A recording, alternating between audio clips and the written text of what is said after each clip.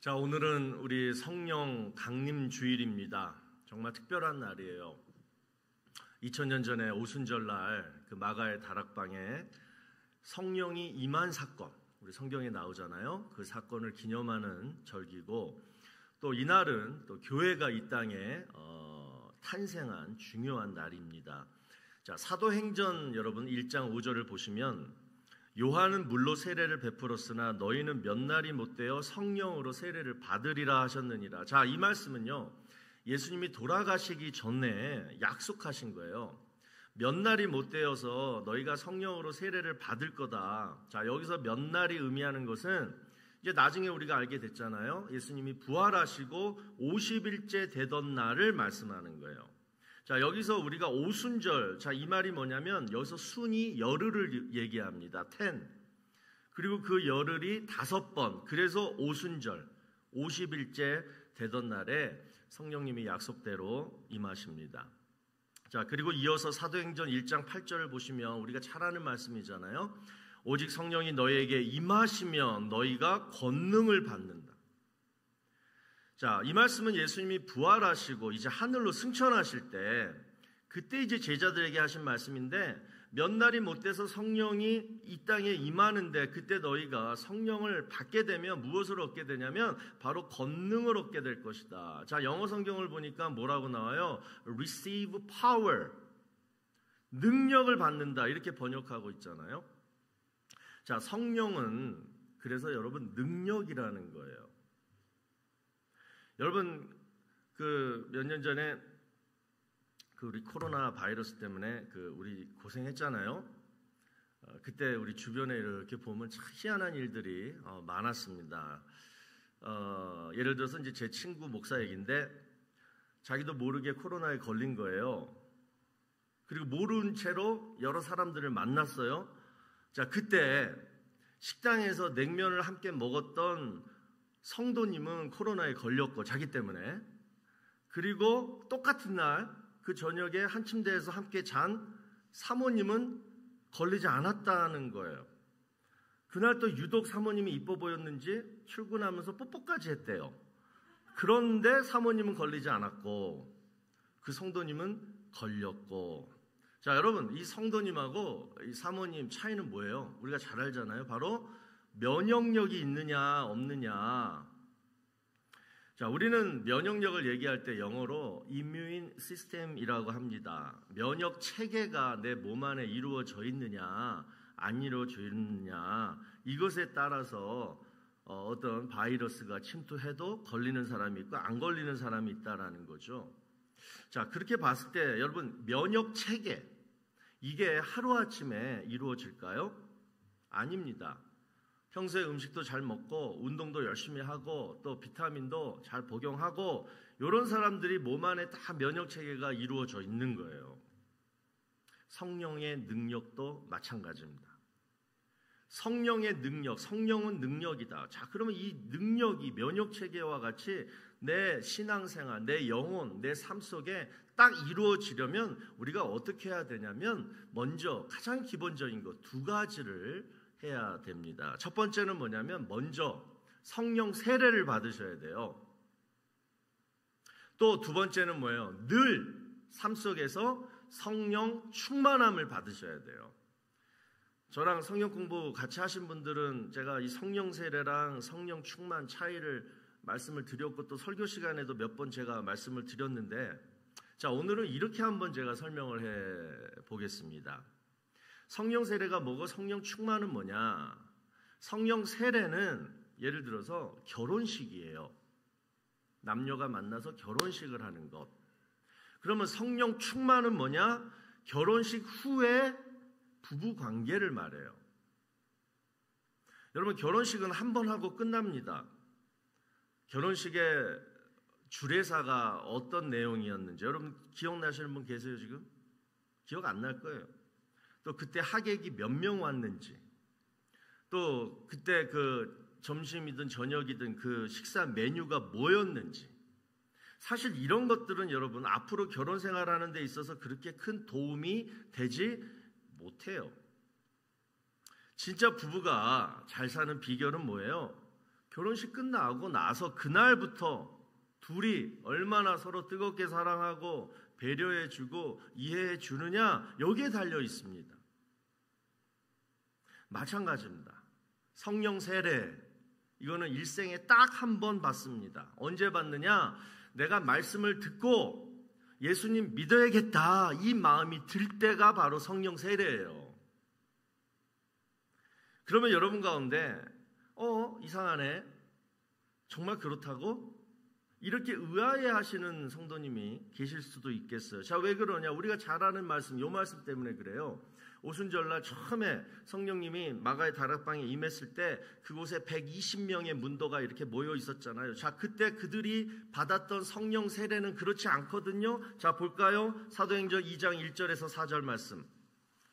오순절날이 이미 이름에 그들이 다 같이 한 곳에 모여 있었어요. 2절, 호련히 하늘로부터 급하고 강한 바람 같은 소리가 막 들려요. 그 다음 3절, 마치 불의 혀처럼 갈라지는 것들이 그들에게 또 눈으로 보여요. 한 사람한테 다 임한대요. 4절, 그들이 다 성령의 충만함을 받고 성령이 말하게 하심을 따라 다른 언어들, 즉 방언을 막 하더래요. 자, 여러분 가운데 성령을 이렇게 체험하신 분 계십니까? 물론 계실 수도 있어요. 하지만 이 9절 말씀은 이런 현상이 일어나야지 성령 세례다라고 말하는 것이 절대 아닙니다. 이 순간이 이 땅에 최초로 교회가 탄생되는 순간이었기 때문에 교회에 성령이 임할 때 이런 강력한 역사가 눈에는 보이지 않을 수 있지만 이 정도로 성령의 능력은 강하다라는 것을 하나님이 일부러 보여주신 말씀이에요.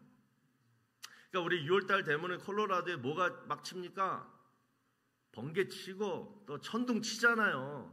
그러니까 성령의 능력이 막 그렇게 임해야지 성령 세례다라고 믿으면 안 된다라는 거예요.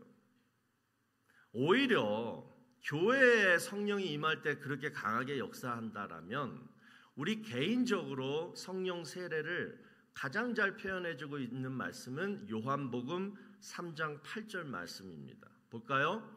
바람이 임의로 불매 내가 그 소리는 들어도 어디서 와서 어디로 가는지 알지 못하나니 성령으로 난 사람도 다 그러하니라. 자, 여러분, 바람이 지금도 바람 부릅니다.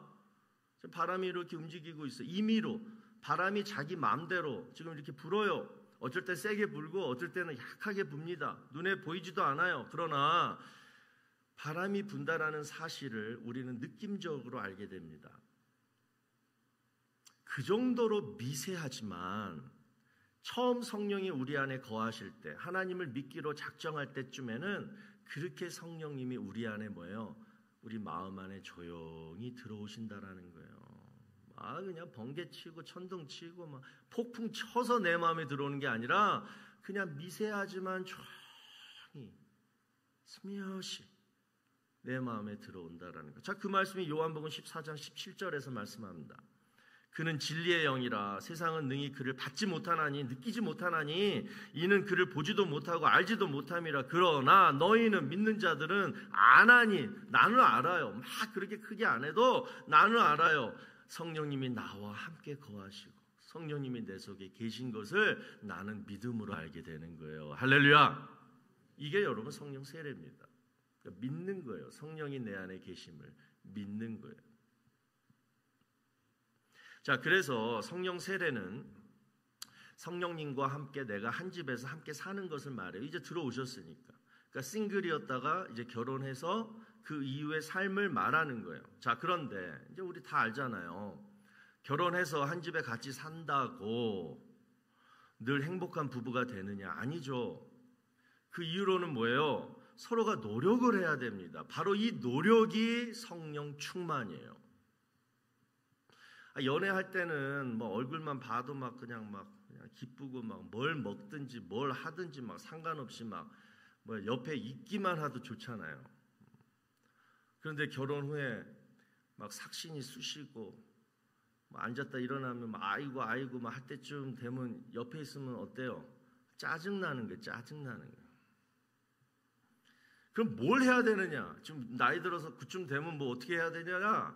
서로 노력을 해야 되는 거예요. 서로 자상한 배려를 해줘야지 사랑을 느끼게 되는 거예요. 일을 도와줘야 되는 거예요. 또 섬세하게 챙겨줘야 되는 거예요. 그래야지 사랑이 생기는 거예요. 그러니까 연애할 때 그 사랑보다 나이 들어서 느끼는 요 사랑이 더 커지는 거예요.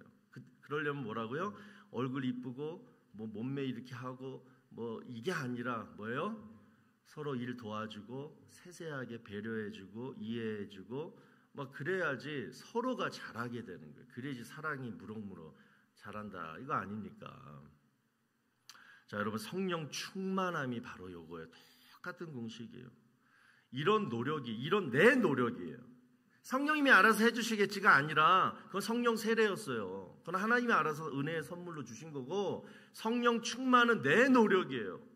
내가 얼마나 성령의 사역, 성령의 일하심을 내가 돕느냐, 성령을 내가 얼마나 돕느냐, 이게 성령 충만함을 받는 비결입니다.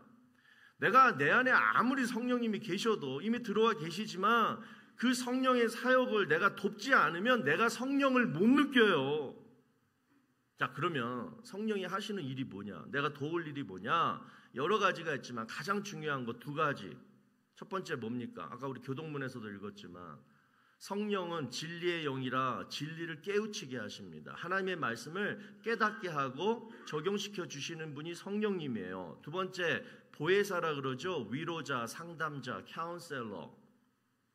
그러니까 나를 위로해 주시는 분이 바로 성령님이세요. 자, 이 가장 대표적인 이 성령의 두 가지 사역을 내가 돕는다. 자, 이건 무슨 의미일까요? 첫 번째, 진리의 영. 하나님의 진리를 깨닫게 하시는 게 성령의 사역이라면 내가 그 일을 돕는 건 뭘까요? 성경을 읽는 거죠. 내가 읽어야지 성령이 진리를 깨닫게 해주잖아요. 내가 읽지 않으면 절대 성령의 충만을 받을 수가 없는 거예요. 설교를 들어야 돼요. 그것도 제대로.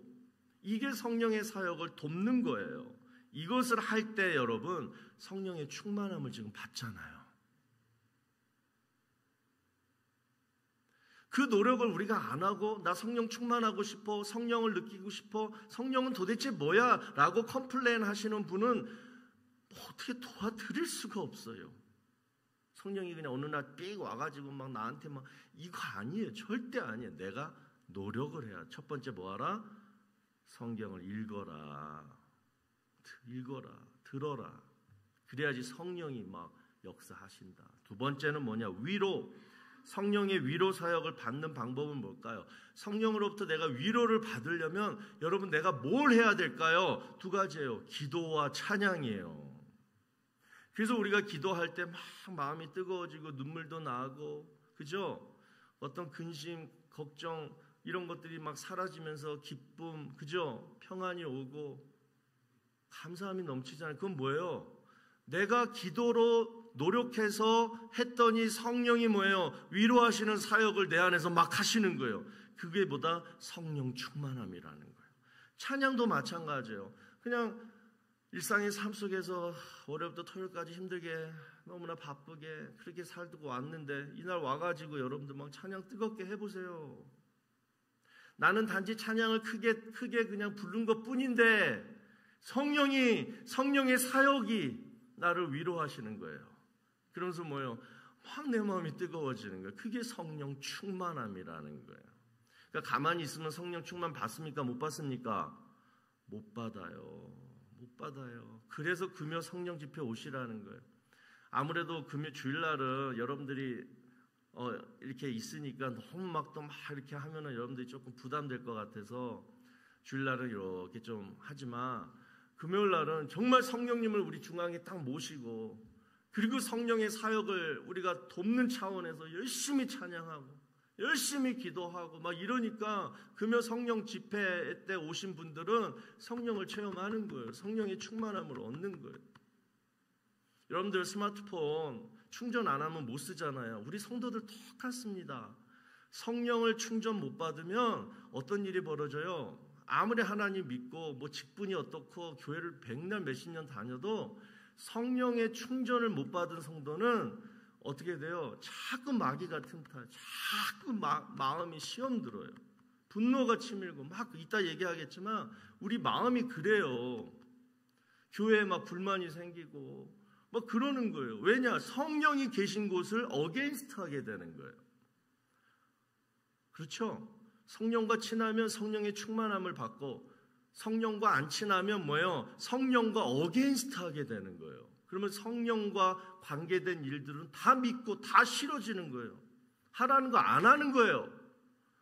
그래서 성도들이 시험 드는 거예요. 다른 거 없어요. 우리 성도는 뭐다? 하나님 믿으면 마귀가 늘 도사리고 저놈 잡아먹어야 되는데, 저놈 하나님으로부터 멀어지게 만들어야 되는데, 저놈 교회 이제 그만 나오게 해야 되는데 자꾸 그 마음을 주는 거예요. 예수 안 믿고 구원받지 않으면 그런 마귀의 역사가 없어요. 근데 내가 예수 믿은 사람은 그 믿은 날부터, 성령 세례 받은 날부터 죽을 때까지예요. 마지막 죽는 순간까지 마귀가 늘 그냥 구원 못 받게 하려고 그런 시험을 주잖아요. 그걸 유혹이라고 그러잖아요. 템테이션.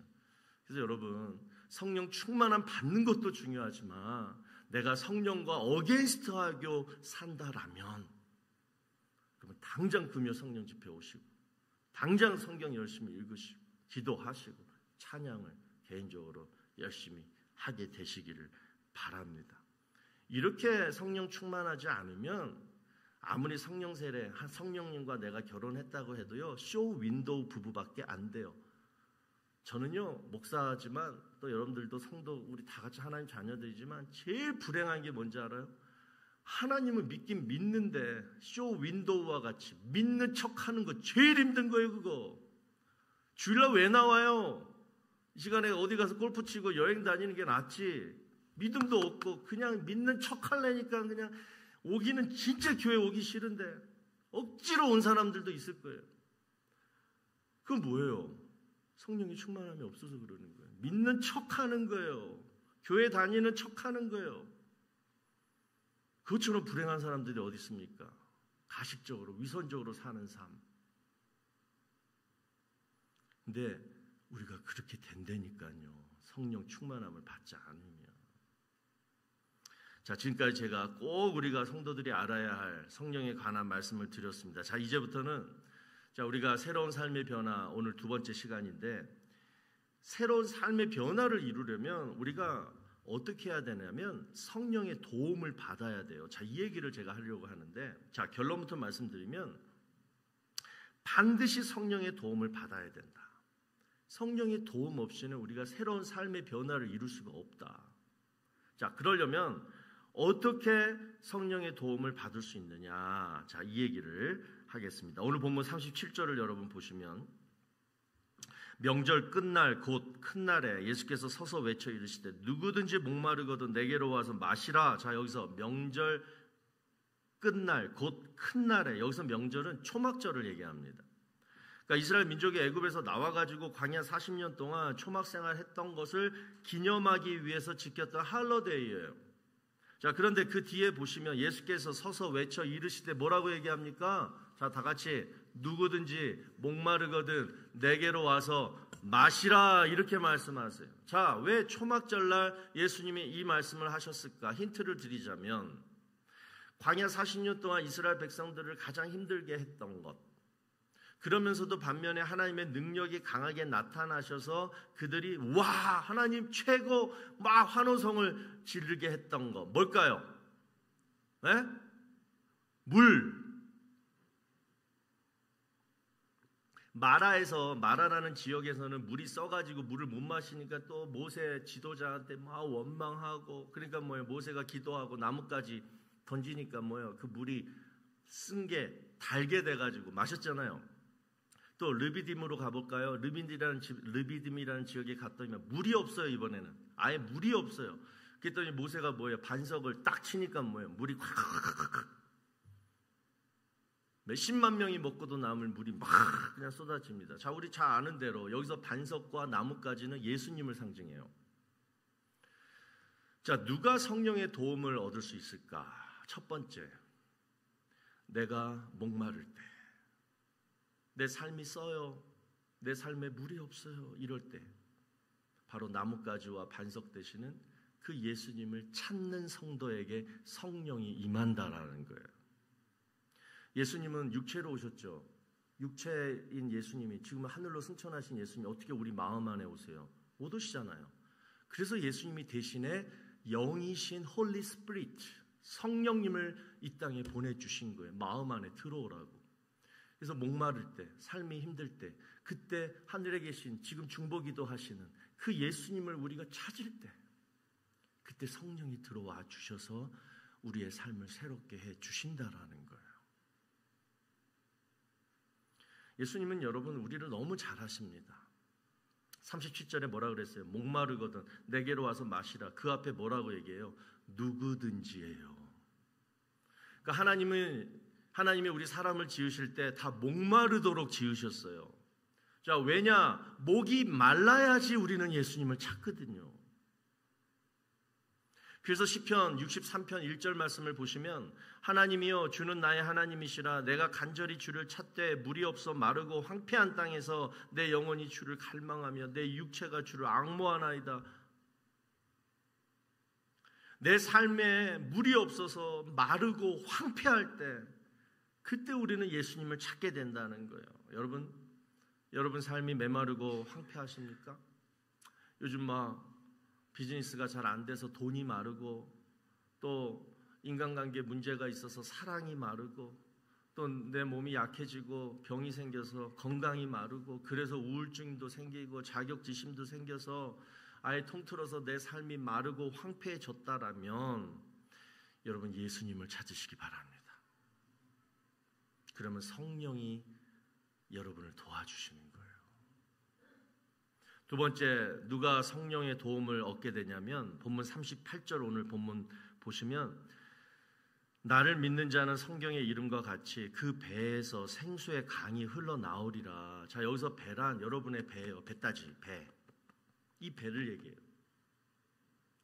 자, 이 배에서 생수의 강이란, 생수의 강은 성령이 흘러나온다는 얘기예요. 성령이 내 배에서 있다. 자, 이런 표현을 예수님이 왜 쓰셨을까? 잘 들으세요.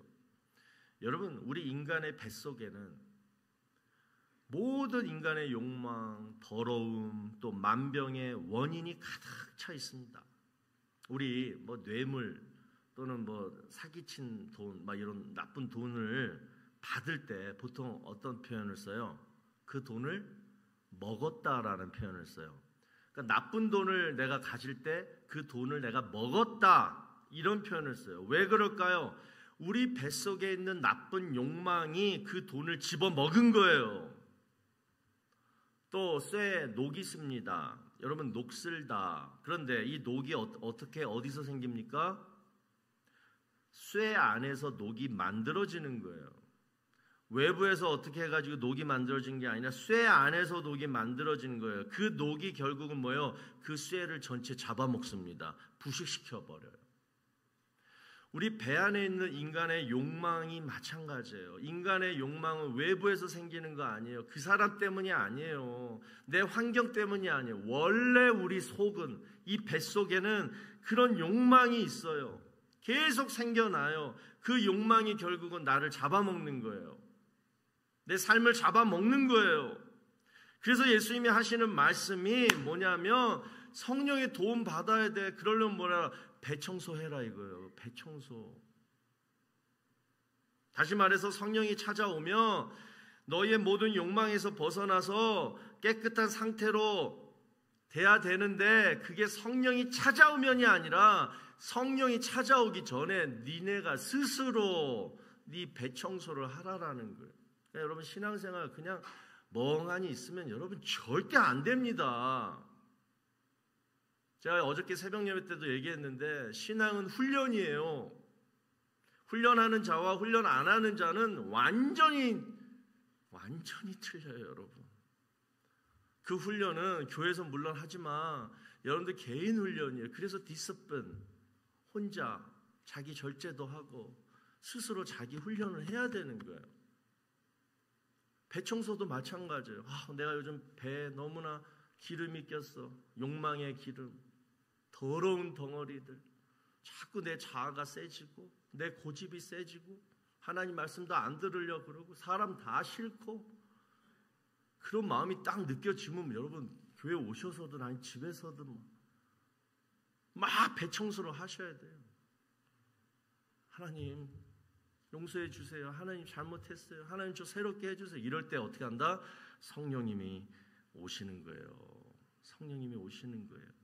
그러면서 우리를 새롭게 하신다라는 것입니다. 자, 그러면 이제 우리가 목마르고 힘들 때 그때 예수님을 찾는 성도, 내 안에 있는 모든 욕망, 음란, 분노, 시기, 질투, 분쟁, 술 취함, 방탕함, 이런 욕망들이 내가 깨끗이 하고 하나님을 찾는 성도에게 반드시 성령님이 직접 찾아오시는데, 자, 그리고 이제 성령이 우리를 어떻게 도와주시는지, 어떻게 우리의 삶을 새롭게 변화시키는지 세 가지로 살펴보겠습니다. 오늘 말씀은 여러분 오늘 다 이해가 안 되시면 다시 홈페이지로 들어가셔서 다시 한번 들으세요. 저는 오늘 말씀이 올해 2025년 제일 제가 강조하고 싶은 말씀이에요. 첫 번째, 성령이 우리의 삶을 어떻게 새롭게 변화시키냐면 나의 잠재력을 깨워주세요. 뭐라고요?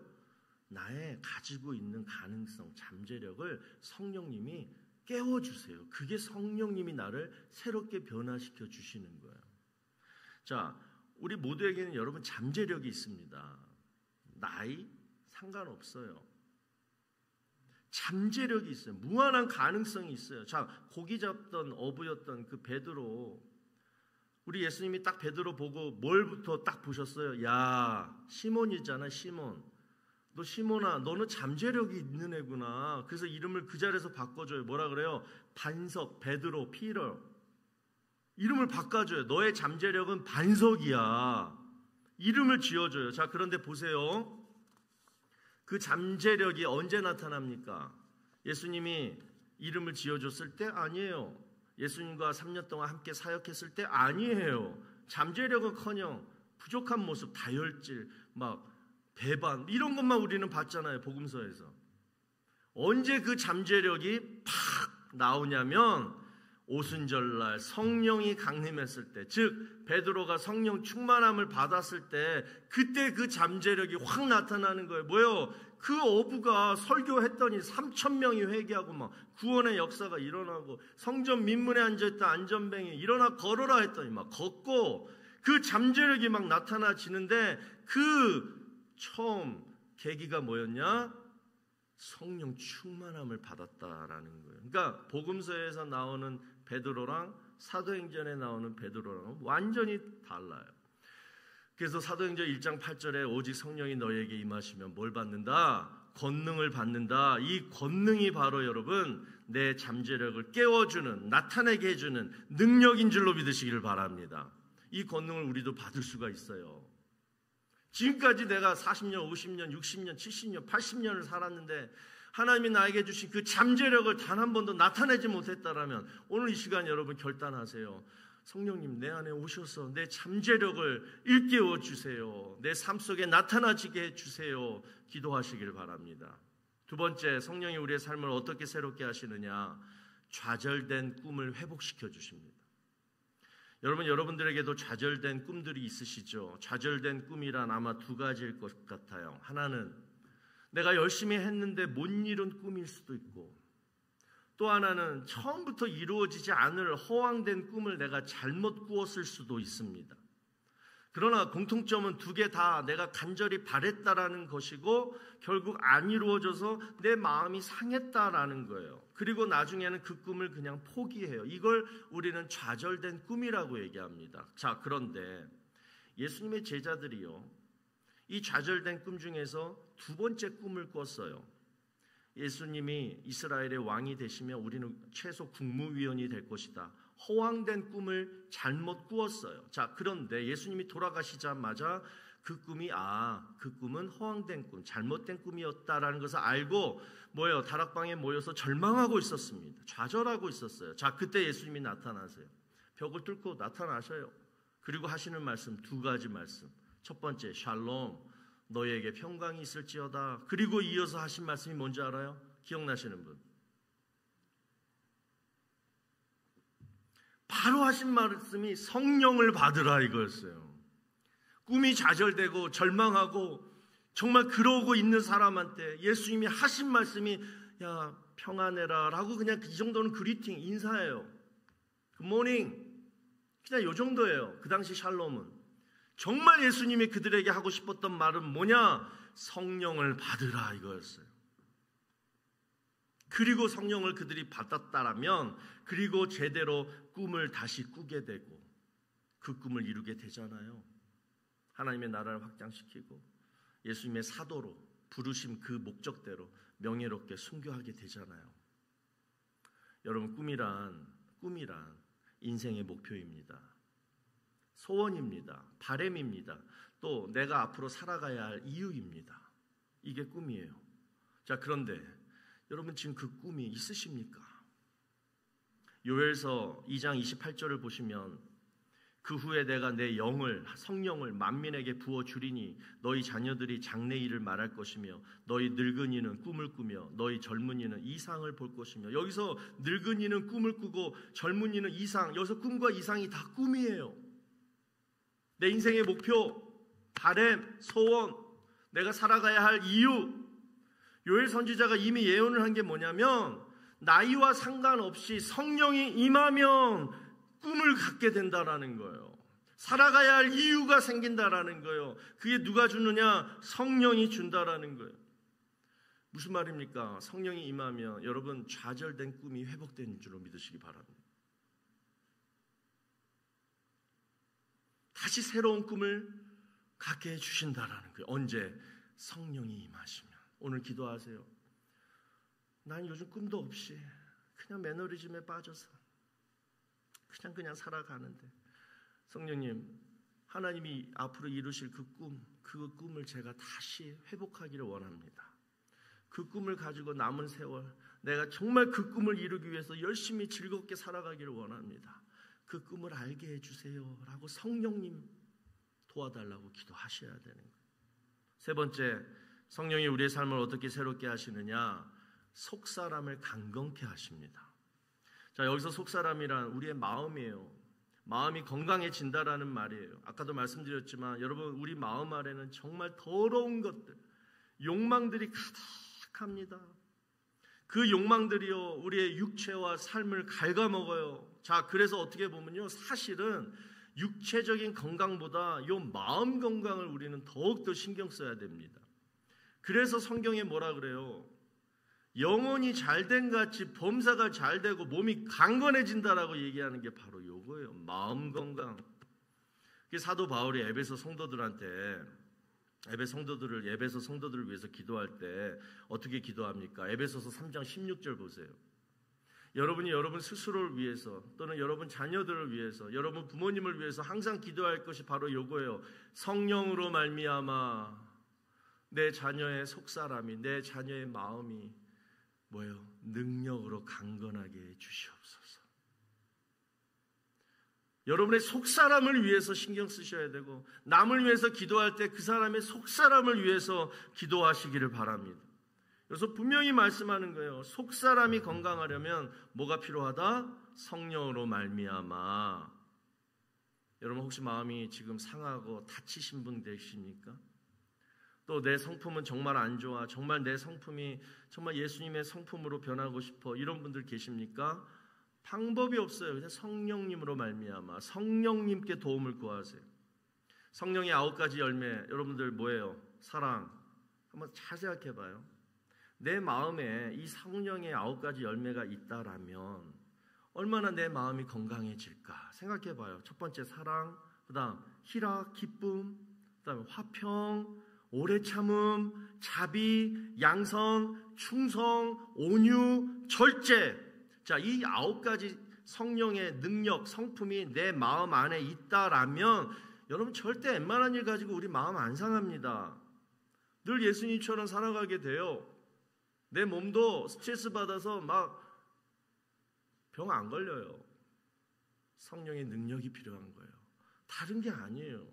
공황장애 걸리신 분?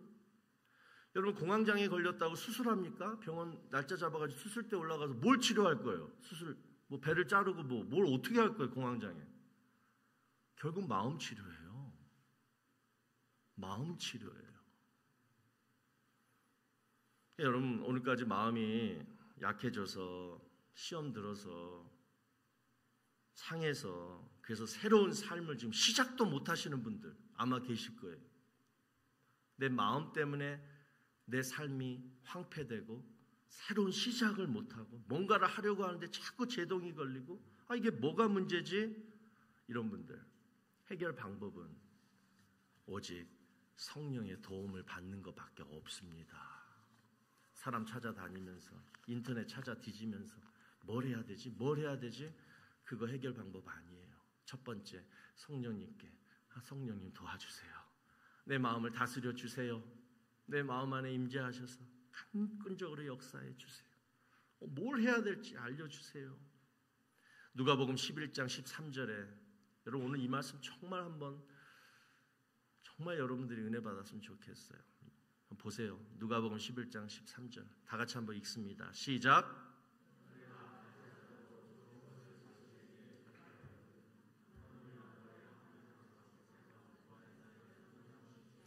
여러분이 가장 좋아하는 자식에게 무엇을 주시겠습니까? 좋은 것을 주시죠. 성경에서 하나님은 가장 사랑하는 자식에게 좋은 것을 주시는데 그 좋은 것이 바로 성령님이래요. 여러분 성경책, 성경 공부 맨날 해보세요. 교회 와서 성경 공부 좀 열심히 해가지고 난 정말 성경을 많이 알아서 믿고 싶어. 너무 좋은 생각이지만 저는 솔직히 개인적으로 그런 분들에게 이런 말 하고 싶어요. 그냥 일주일 동안 내내 무릎 꿇고 기도하시고 성령을 받으세요. 그러면 해결돼요. 왜? 하나님이 가장 좋은 것 주신 게 성령님인데 그 성령만 내가 받으면 그 성령만 내가 충만하면 모든 것이 다 믿어지고 모든 것이 다 해결되어지고 실제 내 삶 속에서도 그 성령이 도와주시는데 뭐 이렇게 먼 길을 돌아가시려고 그래요. 성령 충만한 성도와 성령 충만하지 않은 성도는 너무나 차이 있어요. 앞으로 우리 교회 직분자 성령 충만한 분들 뽑았으면 좋겠어요. 뭐 오래 다니고 헌금 내고 뭐 어쩌고가 중요한 게 아니에요. 성령 충만한 성도 그러면 해결돼요. 성령이 우리 교회를 사랑하셔서 성령 충만한 그러면 하나님께로부터 성도들로부터 사랑받고 귀중히 여김을 받거든요.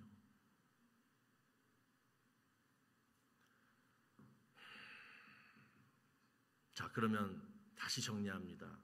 성령을 받는 방법은 첫 번째, 성령 세례, 예수를 믿어야 되고 두 번째, 내 마음을 오늘 시간 성령님께 드리는 거예요. 성령 충만을 받는다라는 것은 성령님께 내가 사로잡힌다라는 것을 의미하는 거예요. 사로잡히려면 뭐예요? 내 마음을 드려야 돼요. 사로잡히도록 드려야 되는 거예요. 오늘 이 시간 오늘 성령 강림주일, 오늘 우리 교회에 성령이 강림할 줄로 믿습니다. 여러분의 마음을 드리세요. 그러면 성령님은 여러분 마음 안에 역사하시는데 어떻게 역사하시냐면 지금 현재 죽어있는 여러분의 영혼, 시험 들어서 막 그냥 감으로 메말라지는 그런 막 그냥 그런 영혼들을 다시 살리시고 치유하시고 그리고 회복시키십니다. 그러면서 나의 잠재력을 깨워주시고 좌절된 꿈을 회복시켜 주시고 내 속사람을 강건케 하십니다. 오늘 이 축복을 저와 여러분 다 얻고 돌아가게 되시기를 주의 이름으로 축원합니다. 자, 우리 시간 우리 간절히 기도했으면 좋겠어요. 여러분이 예수를 믿는다라면 여러분 성령님을 믿으십시오.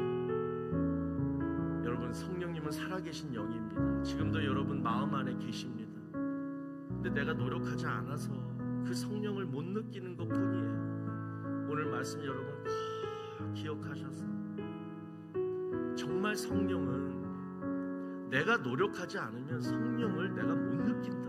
그럼 어떤 노력을 해야 할 것이냐? 성령의 사역을 돕는 말씀, 기도, 찬양 사역 이거를 every day, every moment 매 순간 여러분이 하지 않으면 하나님 믿지 않는 자랑 똑같이 살아요.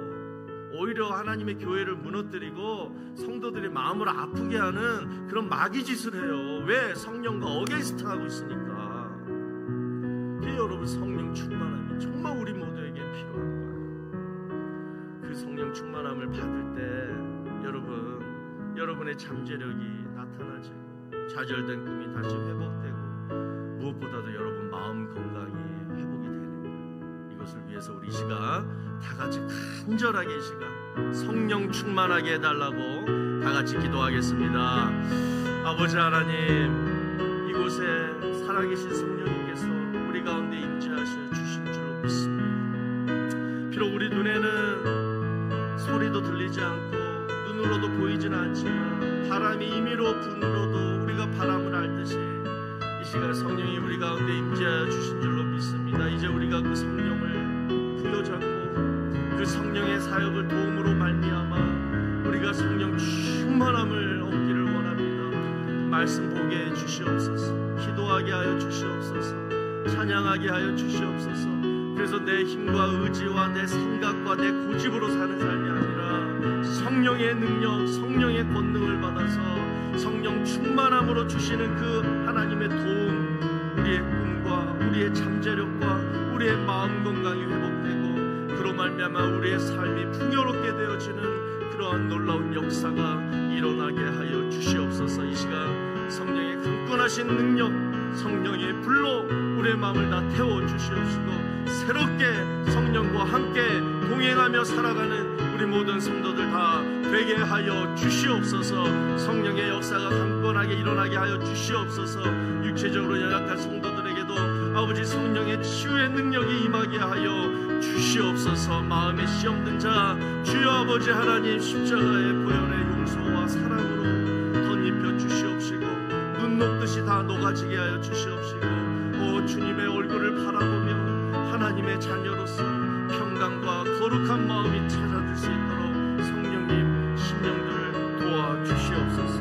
자, 우리 다 같이 일어나셔서 우리 찬양 오늘 힘차게 했으면 좋겠어요. 자, 성령의 이름을 부르짖으면서 성령의 능력이 내 마음 가운데 이루어지게 해달라고 우리 이 찬양 힘있게 찬양하겠습니다. 예수님 목마릅니다.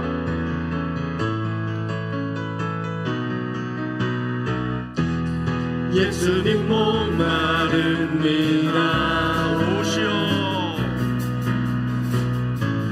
오시오 기름 부으소서. 주님을 사모합니다. 주님을 사모합니다.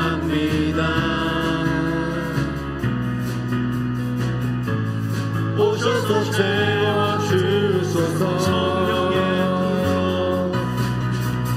성령의 불로 성령의 불로 임하소서. 임하소서. 성령의 불로 성령의 불로 기름 부으소서. 기름 부으소서. 불같은 사람들입니다. 나의 간구를 들어주소서. 나의 간구를 들으소서. 이 세상 어느 것보다 이 세상 어느 것보다 주님을 의지합니다. 우리 다 같이 두 손을 높이 들고 성령의 불로 성령의 불로 성령의 불로 임하소서. 임하소서. 성령의 불로 성령의 불로 기름 부으소서. 기름 부으소서.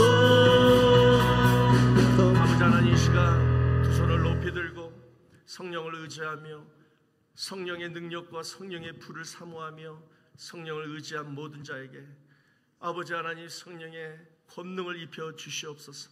저들의 삶 속에 성령의 능력이 임하고 그래서 저들의 삶이 새로워지게 하시고 좌절되고 포기하고 마음에 실어 희물희물해진 모든 영혼들 심령들이 다시 성령의 강권하신 사랑과 은혜로 다시 충만해질 수 있도록 주여 인도하여 주시옵소서.